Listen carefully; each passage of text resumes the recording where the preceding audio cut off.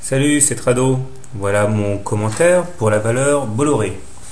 Alors Bolloré, à l'instar de beaucoup de valeurs actuellement, est dans une tendance haussière de moyen terme. Tout d'abord, au regard de la théorie de Weinstein, nous sommes en phase 2, c'est-à-dire une tendance de moyen terme haussière, eu égard le fait que la moyenne mobile 30 semaines est croissante et que nous soyons au-dessus. À partir de là, tous les trades ne devraient être que acheteurs pour le moyen terme. De manière graphique, nous sommes à l'intérieur d'un grand canal orange dont la solidité n'a pas encore été mise à l'épreuve, et on remarque également que la valeur vient de s'affranchir d'une importante oblique baissière grise qui cependant a été attaquée en fin de semaine. Enfin, on note que Bolloré est à l'intérieur d'une grande fourchette d'Andrews mauve, et celle-ci devrait caper les cours normalement aux alentours de 144-145. Les indicateurs techniques sont plutôt bien orientés. Le MACD est au-dessus de son signal, de même que le stochastique, et le momentum, même s'il décroît, demeure bien au-dessus de 0.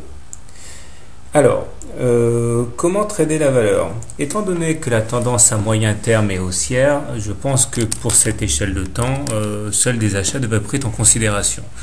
Donc on peut envisager d'acheter maintenant, avec éventuellement un stop loss en dessous de la résistance à 114, du support à 114, parce que si on casse ça, ça veut dire qu'on aura cassé le canal orange, qu'on aura réintégré l'oblique grise et qu'on a défoncé le support à 114, donc ce serait quand même une alerte sérieuse. À l'inverse, si on veut jouer avec le feu et tenter un short en pensant que la tendance va s'inverser, eh bien on peut trader la fausse sortie, la fausse cassure de l'oblique grise, c'est-à-dire shorter avec un stop loss au-dessus des plus hauts à 127-128. Ok, parce que si on repasse plus haut à 127-128, c'est que non, il n'y avait pas de fausse cassure, que c'était une vraie cassure.